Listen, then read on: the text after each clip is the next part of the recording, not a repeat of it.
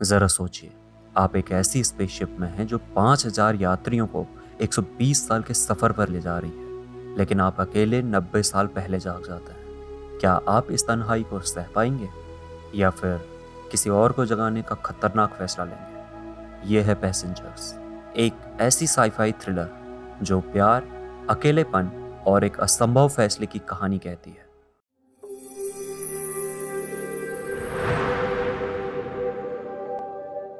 Film की शुरुआत होती है एक विशाल स्पेसशिप से, जिसे द स्टारशिप एवलॉन नाम दिया गया था। इसकी मंजिल थी होमस्टे 2 नाम का एक प्लैनेट। एवलॉन पूरी तरह से ऑटो पायलट मोड पर अपनी यात्रा कर रहा था, यानी कि इसे कोई इंसान नहीं बल्कि एआई आधारित कंप्यूटर सिस्टम नियंत्रित कर रहा था। इस शिप में कुल 5000 पैसेंजर्स और 258 क्रू मेंबर्स मौजूद थे जो हाइबरनेशन में थे, यानी कि उनका शरीर बहुत धीमी गति से ऊर्जा खर्च कर रहा था, जिससे वो बूढ़े नहीं हो सकते थे। इसलिए शिप में क्रायो स्लीप टेक्नोलॉजी का इस्तेमाल किया गया था, जिसमें लोग विशेष पॉड्स में रखे हुए थे। ये पॉड्स उनके शरीर को पूरी तरह से ठंडा करके निष्क्रिय कर देते थे, जिससे वो सालों तक बिना उम्र बढ़े सोए रह सकते थे। सब कुछ सामान्य चल रहा था, लेकिन अचानक स्पेसशिप कुछ उल्कापिंडों से टकरा जाता है। हालांकि इससे कोई गंभीर नुकसान नहीं हुआ, लेकिन कुछ सेकंड के लिए स्पेसशिप की लाइट्स बंद हो गई। एवलॉन को इतना एडवांस बनाया गया था कि वो अपनी मरम्मत खुद करने में सक्षम था, लेकिन इसी दौरान 5000 स्लीपिंग पॉड्स में से एक अचानक अपने आप खुल जाता है। उसमें सोया था जिम प्रेस्टन नाम का एक लड़का। जैसे ही उसकी आंख खुलती है, उसके सामने स्क्रीन पर एक लड़की उसका वेलकम करती दिखाई देती है। जिम उसे अपना नाम बताता है और कंप्यूटर उसे कैबिन तक पहुंचाने का रास्ता दिखाती है, और यहीं से शुरू होती है जिम प्रेस्टन की रहस्यमयी यात्रा। नहाने के बाद जब जिम कैबिन में जाता है तो वहाँ कंप्यूटर स्क्रीन पर फिर से वही लड़की उसे वेलकम करती है और कहती है, आप स्टारशिप एवलॉन के यात्री हैं। आपने लगभग 120 साल क्रायो स्लीप में बिताए हैं और अब 4 महीनों में हम होम स्टे 2 पर अपना पहला कदम रखने वाले हैं। फिलहाल आप स्पेसशिप का आनंद लें। यहाँ स्वादिष्ट खाना, मौज मस्ती और बहुत कुछ आपका इंतजार कर रहा है। लेकिन कुछ अजीब था, क्योंकि बाकी पैसेंजर्स यहाँ मौजूद नहीं थे। जिम इसके बाद रेडियो स्टेशन की तरफ जाता है, लेकिन वहाँ का नज़ारा उसे चौंका देता है, क्योंकि पूरा शिप खाली था। उसे अपने अलावा वहाँ कोई भी नजर नहीं आ रहा था। ये देखकर जिम समझ जाता है कि यहाँ कुछ गड़बड़ है। जब जिम एवलॉन के ग्रैंड हॉल में पहुंचता है, तभी एक कंप्यूटर उससे पूछता है कि क्या उसे किसी मदद की जरूरत है। जिम उससे सवाल करता है, मैं पायलट से मिलना चाहता हूँ। कंप्यूटर उसे कंट्रोल रूम में जाने की सलाह देता है, लेकिन वहाँ की सिक्योरिटी उसे अंदर नहीं जाने देती, क्योंकि जिम एक आम यात्री था, जबकि कंट्रोल रूम में सिर्फ क्रू मेंबर्स को जाने की अनुमति थी। इसके बाद जिम ऑब्जर्वेटरी में पहुंचता है, जहाँ अचानक कंप्यूटर की आवाज़ गूंजती है, तारामंडल में आपका स्वागत है। जिम तुरंत सवाल करता है, हम 4 महीनों में होम स्टे 2 पर पहुंचने वाले हैं, है ना? लेकिन कंप्यूटर जवाब देता है, शायद आपको कोई गलतफहमी हुई है। हमें अपने गंतव्य तक पहुंचने में अभी 90 साल, 3 महीने और 1 दिन का समय और लगेगा। यह सुनकर जिम हैरान हो जाता है, यानी कि वो सिर्फ 30 साल बाद जाग गया था, जबकि उसे 120 साल सोते रहना था। जिम तुरंत वहां से निकलकर ग्रैंड हॉल में पहुंचता है। मैं एक मैसेज रिकॉर्ड करता है, मेरे पॉड में कोई समस्या आ गई है, जिसके कारण मैं काफ़ी जल्दी जाग गया हूँ। मुझे क्या करना चाहिए? मुझे जल्द ही मदद की ज़रूरत है। मैसेज भेजने के बाद कंप्यूटर उसे बताता है कि ये मैसेज पृथ्वी तक पहुंचने में 19 साल लगेंगे और जवाब आने में करीब 36 साल, यानी कि उसे कुल 55 साल इंतजार करना पड़ेगा। ये सुनकर जिम परेशान हो जाता है और सोचता है कि अब वो आगे क्या करे। तभी ग्रैंड हॉल में उसे एक बारटेंडर नजर आता है। जिम खुशी से भर जाता है कि आखिरकार यहाँ कोई इंसान तो है, लेकिन जब वो उसके पास जाता है तो वो खुद को परिचित कराते हुए कहता है, मेरा नाम आर्थर है और मैं एक एआई रोबोट हूँ। ये सुनकर जिम को झटका लगता है, लेकिन कम से कम उसके पास बात करने के लिए कोई तो था। जिम आर्थर को अपनी परिस्थिति बताते हुए कहता है, मैं अपने पॉड से जल्दी जाग गया हूँ, अब मुझे क्या करना चाहिए? आर्थर उसे सलाह देता है, तुम्हें यहाँ नहीं होना चाहिए। कोशिश करो कि तुम अपने स्लीपिंग पॉड को ठीक करके दोबारा सो जाओ। हालांकि जिम एक इंजीनियर था, वो थोड़ा बहुत जुगाड़ करके अपने पॉड को ठीक कर लेता है, लेकिन जब वो पॉड के अंदर वापस जाने की कोशिश करता है तो वो उल्टा उसमें फंस जाता है। उसकी जान जाने ही वाली थी कि काफी मुश्किलों के बाद वो खुद को बाहर निकाल देता है। अब जिम और भी ज्यादा तनाव में डूब चुका था कि आखिर वो 90 साल तक यहाँ अकेले कैसे रहेगा। वो कैप्टन के चैम्बर में जाने की कोशिश करता है, लेकिन वहाँ की सिक्योरिटी उसे हर बार बाहर भेज देती है। थक हार कर शाम को वो ड्रिंक लेने के लिए फिर से ऑथर के पास आता है। ऑथर उसे बड़े प्यार से एक सलाह देता है कि जो चीज़ तुम्हारे काबू में नहीं उसकी चिंता छोड़ दो, बस जीने का मजा लो। ये सुनकर जिम को एहसास होता है कि शायद अब यही एकमात्र रास्ता है। जिम इकोनॉमी क्लास की कैबिन से तंग आकर एक लग्जरी रूम के कैबिन का दरवाजा तोड़ देता है और उसमें रहने लगता है। यह देखकर वो काफी खुश था, क्योंकि वो काफी लग्जरियस रूम था और कई दिनों तक जिम लग्जरी लाइफ का आनंद लेता रहता है। लेकिन कई महीने बाद इस आरामदायक जीवन के बावजूद अकेलापन उसे सताने लगता है। और सताए भी क्यों ना, एवलॉन के इतना बड़े स्पेसशिप में सिर्फ एक अकेला इंसान, जिम प्रेस्टन। जिम एक दिन स्पेस सूट पहनकर स्पेस में निकल जाता है। काफी देर वहां रहने के बाद उसे अपने घर की याद सताने लगती है। उसकी आंखों में आंसू थे और जब वो वापस अंदर लौटता है तो एक खतरनाक फैसला करता है। अब वो बिना स्पेस सूट के स्पेस में जाकर अपनी जान देगा। लेकिन फिर आखिरी पल में वो रुक जाता है। घबरा कर वो सीधे स्लीपिंग चैम्बर के कैबिन में भाग जाता है। वहां उसकी नज़र एक लड़की पर पड़ती है जो काफ़ी सुंदर थी। जिम उसे देखकर बेहद खुश था। आगे वो उसके बारे में पता करता है तो उसे पता चलता है कि उसका नाम अरोरा है और वो एक राइटर है। कहीं ना कहीं जिम को अरोरा पसंद आने लगी। वो उसकी पुरानी मेमोरीज को स्क्रीन पर देखता रहता और सुबह का नाश्ता भी उसी के चैम्बर के पास जाकर करता। एक दिन जिम के मन में एक भयानक विचार आता है। वो ऑथर के पास जाता है और उससे पूछता है, क्या मुझे अरोरा को जगा देना चाहिए? ऑथर उसे चेतावनी देता है, ये गलत होगा। लेकिन फिर वो कहता है, अगर अकेलापन सहन नहीं हो रहा तो शायद तुम्हारा ये फैसला सही भी हो सकता है। कई महीनों तक जिम सोचता रहता है कि उसे अरोरा को जगाना चाहिए या नहीं, और आखिरकार वो फैसला कर ही देता है। वो अरोरा के स्लीपिंग चैम्बर के पास जाता है और उसके सिस्टम में ऐसा बदलाव करता है जिससे ये एक नेचुरल गलती लगे। हालांकि इसे करने के बाद वो डर जाता है कि उसने सही किया या गलत। कुछ समय बाद अरोरा भी जाग जाती है। थोड़ी देर बाद जब जिम ग्रैंड हॉल में पहुंचता है तो उसे वहां अरोरा नजर आती है। वो उससे पूछती है, तुम क्रू मेंबर हो या पैसेंजर? जिम जवाब देता है कि मैं एक पैसेंजर हूँ। अरोरा फिर सवाल करती है, तो फिर क्रू मेंबर्स कहाँ हैं? जिम उससे कहता है कि वो अभी सो रहे हैं। अरोरा परेशान होकर कहती है कि हम जल्द ही होमस्टे 2 पर लैंड करने वाले हैं। अगर वो सो रहे हैं तो स्पेसशिप को लैंड कौन कराएगा? जिम उसे ऑब्जर्वेटरी रूम में लेकर जाता है जहाँ उसे सच्चाई पता चलती है कि होमस्टे 2 पहुँचने में अभी 89 साल बाकी है। वो चौंक कर जिम से पूछती है, तुम्हें जगे हुए कितना साल हो गया? जिम कहता है 1 साल 3 हफ्ते। ये सुनकर अरोरा घबरा जाती है। वो तुरंत स्लीपिंग चैम्बर में जाकर फिर से सोने की कोशिश करती है, लेकिन जिम उसे रोकते हुए कहता है, यह संभव नहीं है। मैंने पहले भी कई बार इसे ठीक करने की कोशिश की है, लेकिन मैं हर बार असफल रहा हूँ। अरोरा गुस्से में अपने कैबिन में चले जाती है।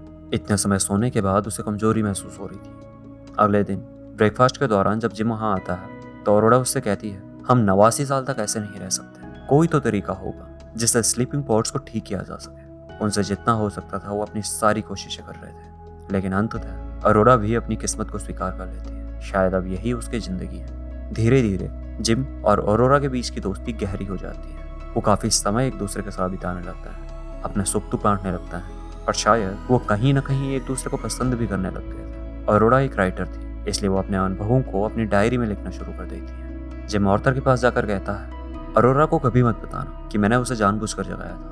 ऑर्थर उसकी बात समझ चुका था और वो भी उसकी बात में हामी भर देता है।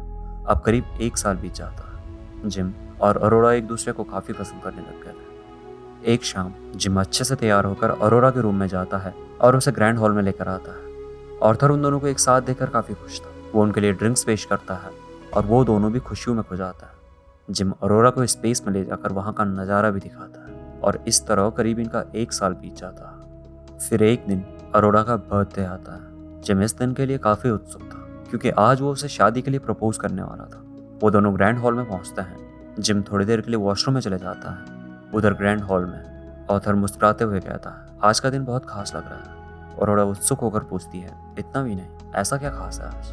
ऑथर जवाब देता है, 1 साल पहले यही दिन था जब जिम ने तुम्हें पहली बार देखा था। उसने पूरे 1 महीने ये सोचने में लगा दिया कि उसे तुम्हें जगाना चाहिए या नहीं। आखिरकार उसने तुम्हें जगा दिया और देखो आज सब ठीक चल रहा है। सच्चाई सुनते ही अरोरा की आंखों में आंसू आ जाता है क्योंकि अब तक उसे लगता था कि स्लीपिंग पॉड्स में गड़बड़ी आई थी जिसकी वजह से वो जाग गई। लेकिन अब ऑर्थर की बातों ने उसे पूरी सच्चाई बता दी थी। उसे गहरा धक्का लगता है कि जिस इंसान से वो प्यार करने लगी थी उसने उसकी जिंदगी बर्बाद कर दी।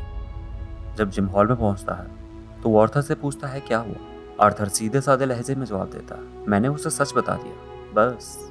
ये सुनकर जिम के चेहरे का रंग उड़ जाता है।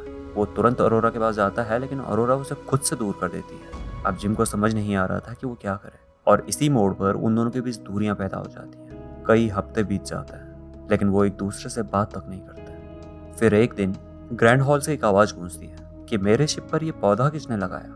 उसकी आवाज सुनकर जिम और अरोरा चौंक कर तुरंत हॉल में आते हैं और वो देखते हैं कि वहाँ एक आदमी उनके सामने खड़ा है। ये कोई और नहीं बल्कि शिप का डेक शिप गस मनकुसो था। आगे वो दोनों से पूरी सच्चाई बता देते हैं। इस बात को सुनकर वो खुद भी परेशान था कि 3 स्लीपिंग चैम्बर अचानक से कैसे खराब हो गए। गस मनकुसो एक क्रू मेंबर था तो इसलिए वो कंट्रोल रूम का दरवाज़ा आसानी से खोल देता है। वो वहाँ सिस्टम की जांच करता है और पाता है कि शिप सही दिशा में है, लेकिन किसी बड़ी प्रॉब्लम का संकेत उनको स्क्रीन पर नज़र नहीं आता। इसलिए उन्हें इसे मैनुअली जांचना होगा। जांच के दौरान अचानक स्पेसशिप की ग्रेविटी सिस्टम फेल हो जाता है। वहाँ सब कुछ हवा में तैरने लगता है। स्विमिंग पूल का पानी कम ग्रेविटी की वजह से ऊपर उठ जाता है, लेकिन कुछ ही मिनट में ग्रेविटी खुद ब खुद ठीक हो जाती है। जैसा कि हमने कहा था कि एवलोन को इतना एडवांस बनाया गया था कि वो अपने में आई खामियां खुद ब खुद ठीक कर सकता था, लेकिन इसके लिए भी उसे समय चाहिए था। खैर, अगले दिन वो पाते हैं कि शिप 2 साल पहले एक एस्टेरॉयड से टकरा गया था। यही वजह थी कि 2 साल पहले जिम जाग गया था और अब धीरे धीरे सभी सिस्टम फेल हो रहे थे। डेक चीफ कहता है अगर समस्या को इस समय ठीक नहीं किया गया तो धीरे धीरे बाकी 5000 पैसेंजर भी समय से पहले जाग जाएंगे। अचानक गन मनकुसो की तबीयत बिगड़ने लगती है। उसके पॉट्स में खराबी होने की वजह से उसको इंटरनल ऑर्गन फ्रैक्चर हो गया था और वो अचानक से नीचे गिर जाता है। लेकिन गस कमजोर आवाज में कहता है मुझे नहीं लगता मैं बच पाऊंगा, इससे अच्छा तुम्हें शिप को बचाने पर ध्यान देना चाहिए। मरने से पहले वो जिम को क्रू एक्सेस कार्ड दे देता है, जिससे वो शिप के हर हिस्से में जा सकते थे। और कुछ समय बाद गस की मौत हो जाती है। अब सफर था स्पेस शिप को बचाने की आखिरी कोशिश।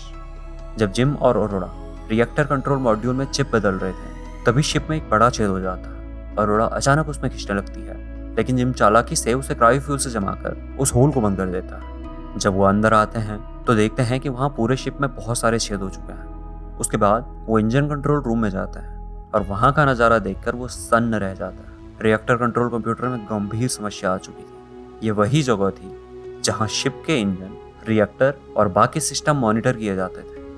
अगर इसे ठीक नहीं किया गया तो पूरा स्पेसशिप नष्ट हो सकता था। प्रॉब्लम कहाँ थी ये तो पता चल गया था, लेकिन इसे ठीक करना बेहद खतरनाक था, क्योंकि फ्यूजन रिएक्टर में ओवरलोडिंग हो रही थी, जिससे वहाँ बहुत ज़्यादा हीट जनरेट हो रही थी। दूसरा पॉइंट, क्वेन ट्यूब का हिस्सा तेज हीट और रेडिएशन से भरा हुआ था, यानी कि वहाँ जाना जानलेवा हो सकता था। और अगर इसे ठीक नहीं किया तो बाकी मशीनें खराब तो हो ही रही थी, साथ ही कुछ समय में शिप में मौजूद 5000 पैसेंजर और क्रू मेंबर्स की जान खतरे में थी। स्थिति की गंभीरता को समझते हुए जिम एक बड़ा फैसला करता है। वो कहता है मैं बाहर जाऊंगा और उसे ठीक कर दूंगा। अरोड़ा उसे स्पेस सूट पहनाती है और उसे रोते हुए कहती है कि तुम्हें वापस आना होगा, तुम्हारे बिना मैं इस शिप पर अकेली नहीं रह सकती। आगे अरोड़ा स्पेसशिप का दरवाजा खोलती है और जिम अपने मिशन की ओर बढ़ जाता है। वहीं अरोड़ा कंट्रोल रूम में पहुंच जाती है। जब वो वहां पहुंचती है तो वहां बहुत ज़्यादा गर्मी पैदा हो चुकी थी। वो जिस भी चीज़ को छू रही थी वो उसका हाथ जलाने लग गई थी। जैसे ही जिम वो एंड ट्यूब के पास पहुंचता है तो वहाँ एक बड़ी प्रॉब्लम आ जाती है। अरोड़ा कंट्रोल रूम से उसे सुन पा रही थी। वो उसे कहती है कि जल्दी करो क्योंकि टेम्परेचर बढ़ता जा रहा है और कुछ ही समय में शिप फट जाएगा। लेकिन वहाँ एक और समस्या सामने आ जाती है कि दरवाज़ा खुला नहीं रह पा रहा था। जिम कहता है कि मुझे यहीं रुकना होगा। वो अरोड़ा से रिएक्टर खोलने को कहता है, लेकिन अरोड़ा जानती थी कि अगर उसने इस हालत में रिएक्टर खोला तो जिम वहीं मारा जाएगा। लेकिन ना चाहते हुए भी जिम के कहने पर अरोड़ा रिएक्टर को खोल देती है और वैन ट्यूब में शिप का सुपर हॉट प्लाज्मा अचानक से निकलने लगता है। जिम को एक जोर का झटका लगता है और वो वैन ट्यूब से बाहर फेंक दिया जाता है। अरोड़ा को पहले तो लग रहा था कि जिम मर चुका है, लेकिन असल में जिम स्पेस में गिर चुका था और धीरे धीरे उसकी स्पेस सूट का ऑक्सीजन भी खत्म हो रहा था। समय रहते अरोड़ा तुरंत स्पेस सूट पहनकर उसे बचाने के लिए स्पेस में कूद जाती है। उसे प्रॉब्लम आती है, लेकिन वो उसे किसी तरह से बचाकर वापस शिप में लेकर आ जाती है।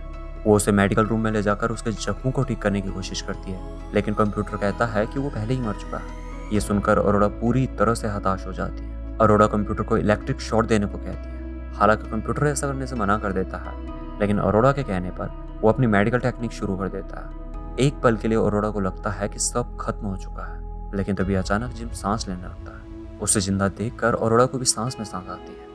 उसके बाद जिम अरोड़ा को बताता है कि मुझे एक खास जानकारी मिली है कि कमांड मोड में ऑटोडॉक में एक तरीका है जिससे शरीर को लंबी नींद में भेजा जा सकता है। ये बिल्कुल वैसा ही है जैसे स्लीपिंग पॉड्स में होता है, यानी कि वो अरोड़ा को फिर से सोने के लिए कह रहा था। लेकिन प्रॉब्लम ये थी कि ऑटोडॉक बस एक था। अरोड़ा जिम को छोड़ना नहीं चाहती थी, तो उस फैसले को लेने के लिए भी इनकार कर देती है। अब एवलोन में सब कुछ ठीक था। सारी मशीनें अपनी सही से काम कर रही थी और रोबोट भी अच्छे काम कर रहे थे। फिर एक दिन जब जिम और अरोड़ा ऑर्थर के बार में बैठे हुए थे, तभी जिम उसे प्रपोज कर देता है और अरोड़ा भी उसका प्रपोजल खुशी खुशी एक्सेप्ट कर लेती है। उनकी एक नई जिंदगी वहीं से शुरू होती है। वो दोनों एक दूसरे के साथ बहुत खुश थे। अब अरोड़ा और जिम प्रेस्टन की कहानी तो यहीं पर खत्म होती है। अब दिखाया जाता है कि 88 साल बाद एवलोन अपने गंतव्य तक पहुंच चुका है, होमस्टेड 2। बाकी क्रूज के उठने का समय हो चुका था। जब वो ग्रैंड हॉल में पहुंचते हैं तो देखते हैं कि वहाँ एक पूरा गार्डन बना हुआ है और एक बड़ा पेड़ जो जिम ने 88 साल पहले लगाया था। हालांकि वो दोनों अब जिंदा नहीं है, लेकिन अरोड़ा उनके लिए अपनी एक डायरी छोड़कर चली गई थी, जिसमें लिखा था कि जब वो गहरी नींद में थे तब इस जगह पर उन्होंने कई खूबसूरत लम्हे जिए हैं और वो उन्हें वहाँ घटित पूरी घटना सुनाती है। और इसी के साथ हमारी पैसेंजर्स मूवी का एक्सप्लेनेशन यहीं पर खत्म होता है। वीडियो को आखिरी तक देखने के लिए आपका धन्यवाद। अगर वीडियो पसंद आया हो तो वीडियो को लाइक, शेयर और चैनल को सब्सक्राइब जरूर कीजिए।